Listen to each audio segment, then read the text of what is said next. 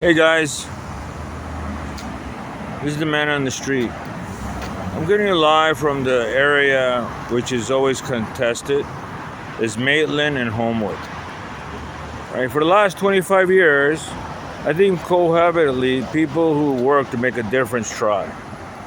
Unfortunately, we have actors. It's not about some tough guy, like when they say someone comes to assault you with an open blade. And they're going to tell you which ways they're going to carve you up. I will end you. I will finish you. I will bury you. And they'll say that under neuroses of the times that they're subjugated to. But when they come to my home and they find this out, it's like that pebble that Netanyahu has in his shoe. He's always complaining and asking other countries to do so appeasingly, right?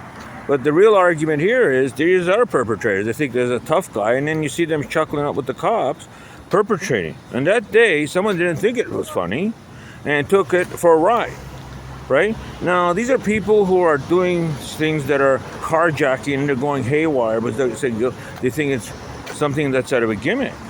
But I'm talking about real felons, shootings, stabbings, right? And you're trying to do your best, and they're stealing your phones, your wallets, everything under the sun. Now, the derogatory things that they say about, even your grandmother, they will sell you out. What if your grandmother's smoking that shit? Sorry, but this is very conflicting, okay? Because this isn't about a tough guy pulling on knives. Because you would ask anyone if anybody would say anything if I'm one of their units. I go, they only have to find me. And apparently they think this is some kind of joke. At 54, it's really strenuous to know, like, these people come to your house, they lie to the police enough times that they hurt their own body institution, especially coming from them.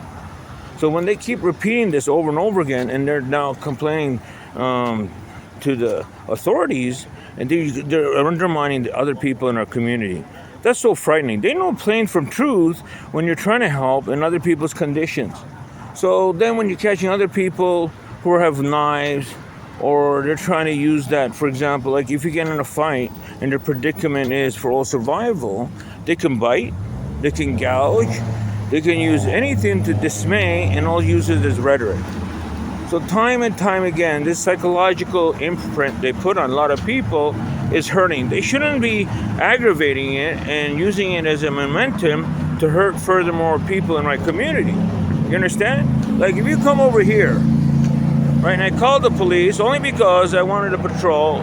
They didn't like that because my stance about people who are prostitution and the prostitutes that patrol here, right? Now, if the families of those people know sometimes they're destitute and they can make a tidy sum if the business is right. But again, when the police did ask on 2 or 3 occasions, they started realizing how this was uniformly not acceptable. So when they joke around, other community members don't joke around at all to aggravate it and then use their lessons learned to adapt their own partition to distraction people's thoughts. That's why people realize this is a school, right? No ifs and buts. So when they say, how come you don't have a phone? How come you don't call the police? I tried my best to argue that point. But if I'm walking here like anyone else and you try to reach for my dog, and the dog could smell that shit on your fingers, there's not one telling what else they could find.